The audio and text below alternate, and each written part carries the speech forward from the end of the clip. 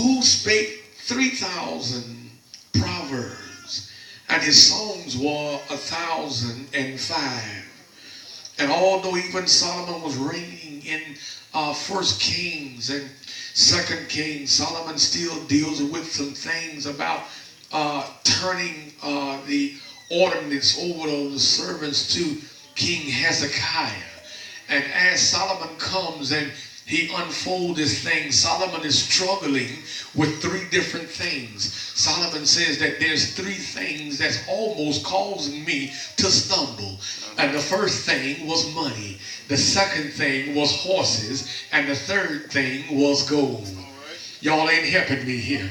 Solomon has these three things he's struggling with, all because he's trying to please women. I'm going somewhere. I'm going somewhere with this. Solomon comes now and he writes these proverbs, and he tries to help the wiser men to understand some things that he had went through. And now not only him, but also David has went through. But now Solomon is saying that if you can stay focused, I'm talking to some mothers.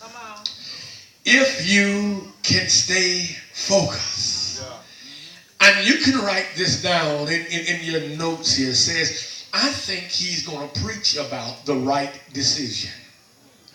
That's what he's going to preach about today. The right decision. Somebody ought to say the right decision. I'm glad you made that. The right decision. Solomon now has come now to a point where he understands, and he's helping so many different men with the aspect of finding the correct woman. He addresses every Proverbs by saying, my son. He addresses some Proverbs by saying, attend to mine ears. He addresses some Proverbs by saying, listen to what I'm saying, because I'm speaking out of experience. Yes, I'm speaking out of experience because I'm the one that collaborates with 700 wives and 300 concubines. And if I don't know anything else, I know women. That's what Solomon is saying. Solomon is saying that I have a whole lot of baby mamas. I have a whole lot of those that call themselves want to be up under me. Here I am now trying to correct something. Look at somebody that's a mother and say, mother, you are a mother. You are a mother. Not a baby mama. Not a baby mama. Come on, give God some praise in the house. And don't you sit there and let them boogers call you a baby mama. Because you are greater than a baby mama. You are a mother. Y'all ain't helping me here. I'm nearly through. Listen. Now, I find out something about this Solomon. I find out some things about him because he was one that gave a lot of instructions. If you can find that word in your dictionary, you'll find it in Solomon's and in the Songs of Solomon, also in Proverbs and in Ecclesiastes. He's the writer of these three books. But now all of a sudden he uses these words, instruction. Follow my instruction. And if I could think like a woman, and if I could have the aspects of a woman, I believe a woman would simply tell her children, follow my, y'all ought to help me preach. Follow my instruction. So that simply means, ladies, that when I'm in this calamity of life, I need to learn to do things in front of my children that they can implement this later on in their own lives. Instruction. I know I'm preaching now because it got quiet. Everything that I'm doing, my children are just simply recording it. And as they record it, when they get up in age later on, they begin to act just like.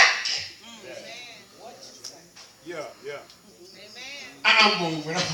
I'm moving. Somebody thought they was going to shout today, but I'm moving. There are some women, watch that word. I didn't say all. There are are some women that God gave them the gift and the ability to procreate and to have a child. But there are some that just don't know how to show their gratitude. It burns me up when I see a woman with little girls and they just look like Pete the Tramp. It burns me up when I see that they don't have the pretty barrettes in their hair and they're not clean and have their little sandals on and their little nice dresses pressed. It burns me up to see that, because sometimes it'll carry on later in their life. But just like Solomon said, that if you follow my instruction. Oh, watch this. Watch this, and I'm going back to the text. All I need is one sentence. I'm going back to the text. Listen. When you can find disrupted children that's just totally out of control. You say, look at that little girl and look at that little boy cussing like a sailor. Ain't no way in the world my child will do that. I dare you to do one thing. Follow them home. All right. I hear you. Y'all ain't talking to me, huh? I'm living through. I don't want to bore you long. Y'all want to go to Red Lobster and Golden Corral and all that. They full anyhow. Listen. There are some things that we ought to appreciate about a woman. There are some things that as men we look over about a woman. There are some things that a woman goes through that I know I couldn't bear. Amen. All right. Amen. I got you. I hear you, man. Yes, sir. Come on. I knew I might have got an amen or two. Yeah, you got one over there are there. some situations that women does, and there are some situations that life brings on change, and as a man, you couldn't handle it. All right now. Amen. Come on. First of all, the emotional type deal. Yeah, because a woman, emotions change like the seasons. We got that too. We got it. Yeah. If you don't believe me, Solomon said it right here in Proverbs. All right. He declared that the ways of a woman is unknown.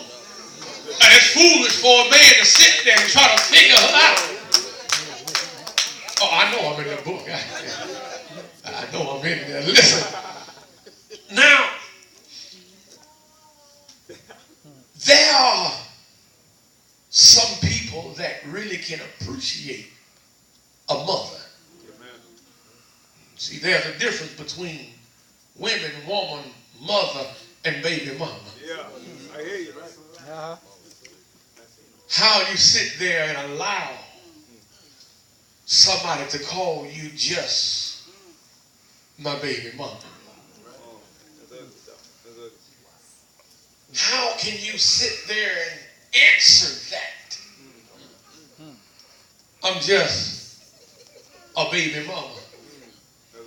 Ain't no way in the world you can call me out of character. All right. Y'all ain't helping me. Come on. Work, sir.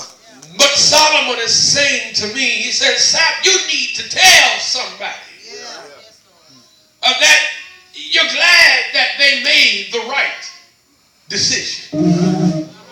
See, a woman is a very good decision maker. I'm going to help somebody in a minute. See, a woman is an excellent, yes sir, decision maker. You remember 1973,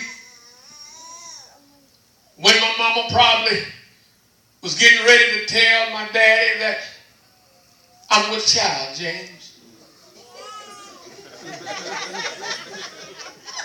All right. I'm with child.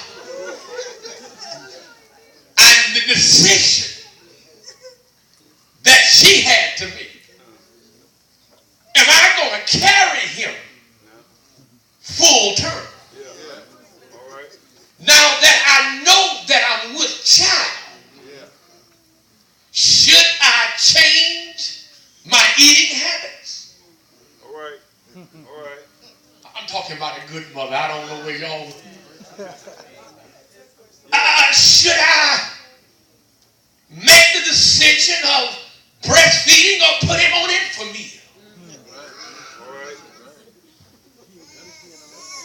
For some that even smoke, should I stop smoking to carry this child? I hear you.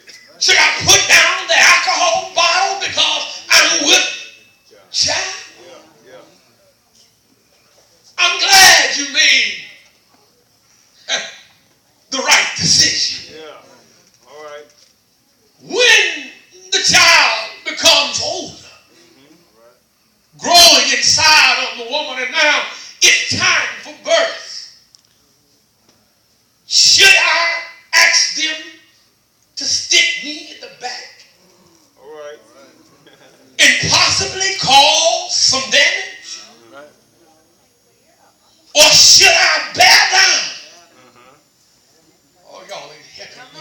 All right. I hear you. Or should I bear down and clench on to somebody's hand and push for dear life? All right. I'm glad she made Right. the right decision. Should I name him anything? No. Or should I give him a prosperous name? All right. I'm glad she made the right decision. Should I got to help somebody, King. I'm going to come here and then I'm coming back to my point. Yeah. Because I know he's going to tear his place up in here in a minute. Should I, although that I had my career going, Yeah. they ain't helping me. Yeah. Yeah. Should I now put my career to the side, or should I take my child to daycare? Yeah. I hear you. I'm glad she made Yeah.